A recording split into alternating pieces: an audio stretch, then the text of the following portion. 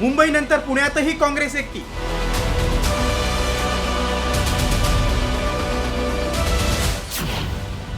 पुण्यात दादांमुळे मवियात बिघाडी.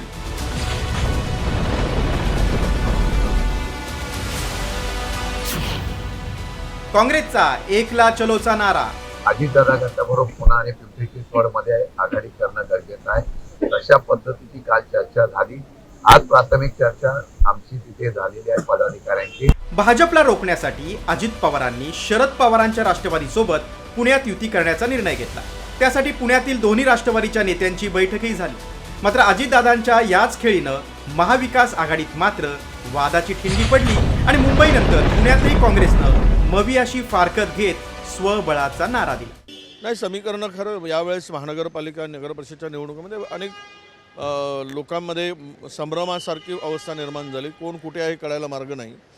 पण एकदा चित्र स्पष्ट होऊ द्या. पण पुण्याच्या संदर्भात आम्ही ऐकलं आहे की दोन्ही राष्ट्रवादी एकत्र येत आहेत. त्यामध्ये आमची शरद पवार साहेबांच्या बरोबर बोलणं सुरू होतं. पण त्यामध्ये ते जर एकत्र येत असतील तर आम्हाला पर्याय नाही, आम्ही स्वतंत्र लढू त्यामध्ये.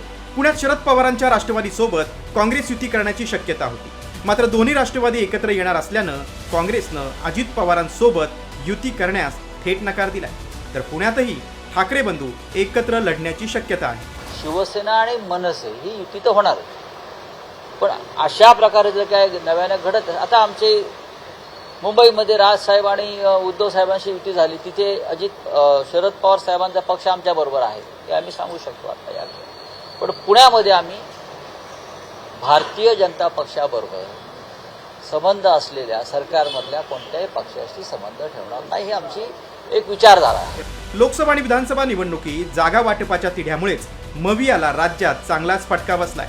नगरपालिका निवडणुकीतही विरोधकांमधील फाटाफूट महायुतीच्या पथ्यावर पडली होती. त्यात आता अजित पवारही मवियात सहभागी होत असल्यानं महाविकास आघाडीत मात्र बिघाडी निर्माण झाली. ब्युरो रिपोर्ट, साम टीव्ही न्यूज.